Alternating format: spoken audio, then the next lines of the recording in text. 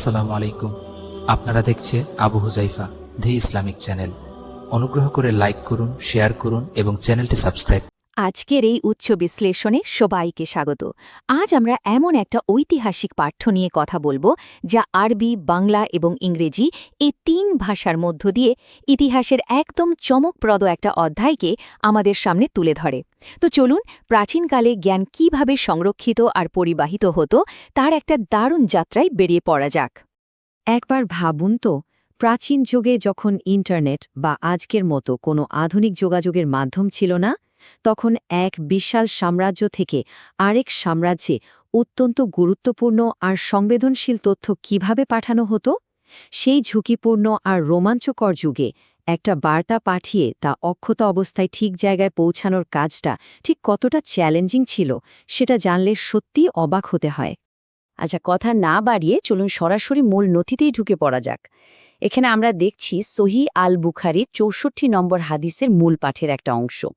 এটা কিন্তু স্রেফ একটা সাধারণ লেখা নয়, বরং প্রাচীন বিশ্বের জ্ঞান কিভাবে এক দেশ থেকে আরেক দেশে পাঠানো হতো তার একদম প্রামাণ্য একটা ঐতিহাসিক দলিল। এই নথির ভেতরে লুকিয়ে আছে সে সময়ের আদান প্রদানের এক দারুণ কাঠামো। এখন আমরা আমাদের প্রথম মূল অংশে প্রবেশ করছি, কিতাবুল ইলম বা জ্ঞানের বই, যেখানে হাতে হাতে আদান প্রদান নিয়ে আলোচনা করা হয়েছে। এই অধ্যায়ের ফোকাসটা একদম পরিষ্কার। এখানে বলা হচ্ছে পণ্ডিতরা কিভাবে নিজ হাতে লেখা বই বা পাণ্ডুলিপিগুলো দূর দূরান্তের বিভিন্ন দেশে পাঠাতেন।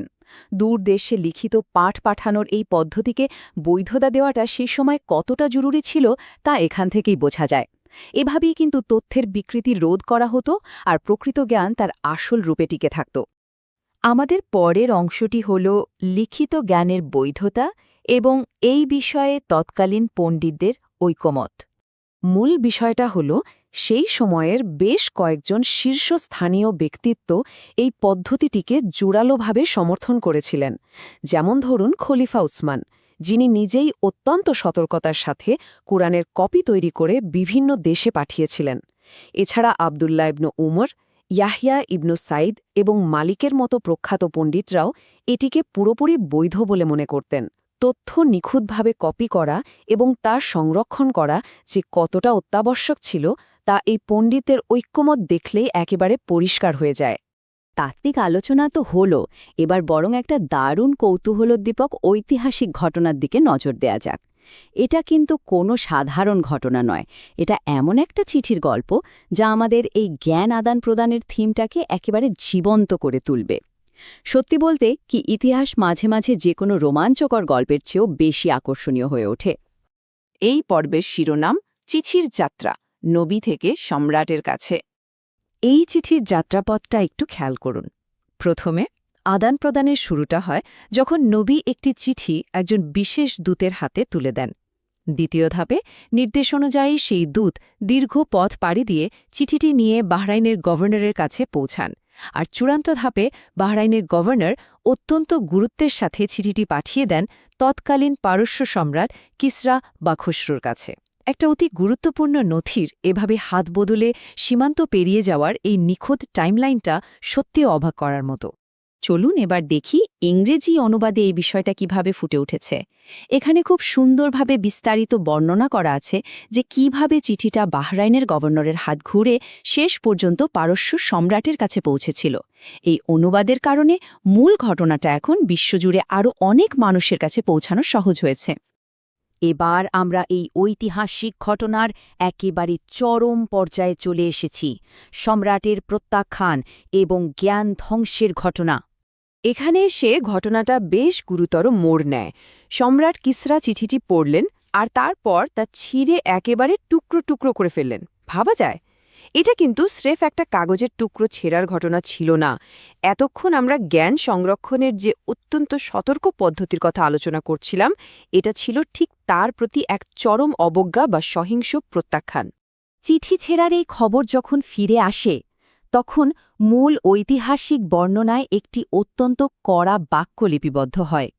উদ্ধৃতিটিতে বলা হয়েছে, আল্লাহ যেন তাদের সম্পূর্ণভাবে টুকরো টুকরো করে ফেলেন।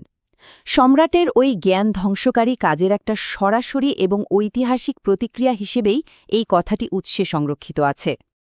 আর এই অংশটি মূল আরবি কাঠামোর চমৎকার একটা উদাহরণ। এখানে ইবনু শিহাবের বর্ণনায় সেই চিঠি ছেঁড়ার ঘটনা এবং ওই বাক্যটি অবিকৃত অবস্থায় লিপিবদ্ধ আছে। যে কোনো গভীর বিশ্লেষণের জন্যই নথির এই ঐতিহাসিক এবং ভাষাগত শেকড়ের দিকে নজর দেওয়াটা সবসময় খুব জরুরি। উৎসটার এই বহুমাত্রিক রূপ কিন্তু বাংলা অনুবাদেও দারুণভাবে ফুটে উঠেছে। শতাব্দীর পর শতাব্দী পেরিয়ে হাজার মাইল দূরের একটা ভাষায় একদম নিখুঁতভাবে এই ঐতিহাসিক ঘটনাটা সংরক্ষিত হয়েছে। বাংলা লিপিতেই গল্পের উপস্থিতি অকাট্যভাবে প্রমাণ করে যে এই ঐতিহাসিক বার্তা ভৌগোলিক সীমানার গণ্ডি পেরিয়ে কতটা সার্বজনীনভাবে টিকে আছে। পুরো বিশ্লেষণটা থেকে আমরা চমৎকার একটা তুলনামূলক চিত্র বা বৈপরীত্য দেখতে পাই।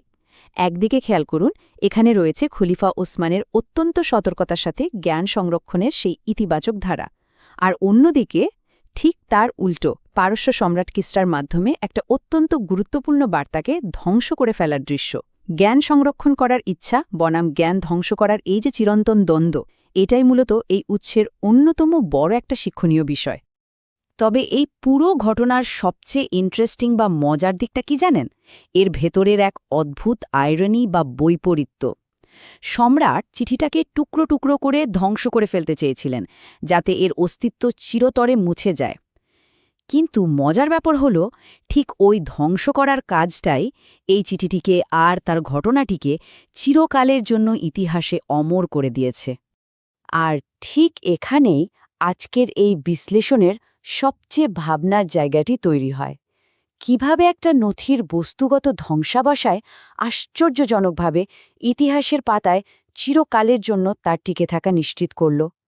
জ্ঞানকে কি আসলেই কেবল বস্তুগতভাবে ধ্বংস করে নিশ্চিহ্ন করা যায়, নাকি এর পেছনের ধারণাগুলো আরও শক্তিশালী হয়ে অনন্তকাল টিকে থাকে? এই গভীর প্রশ্নটাই আজ সবার জন্য রেখে যাচ্ছি।